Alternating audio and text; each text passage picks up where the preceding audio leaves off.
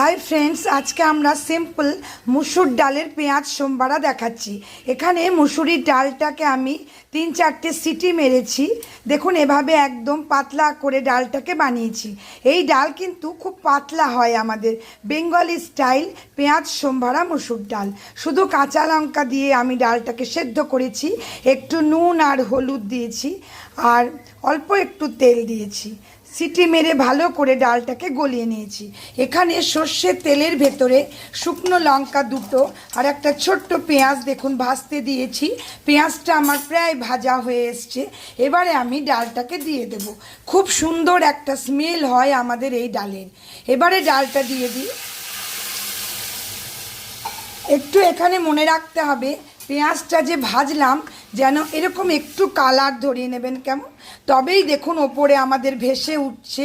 ফ্লেমটা হাই করে খুব ভালো করে এখন আমাদের এটাকে ফোটাতে হবে।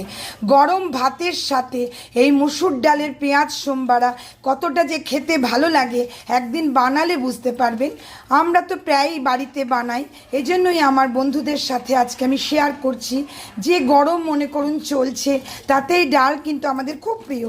চাই ডিনারে খান আর চাই লাঞ্চে খান, চাই লাঞ্চ বক্সে নিয়ে যান, খুব টেস্টি। এর সাথে আলু ভাজা করে নিন বা আলু চোখা করে নিন, যা খুশি, বেগুন ভাজা, তাহলে তো আর বলারই কথা থাকে না।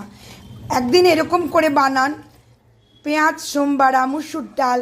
আজ আমি এই পর্যন্তই। সকলে ভালো থাকুন, সুস্থ থাকুন। আবার কাল দেখা হবে। বাই।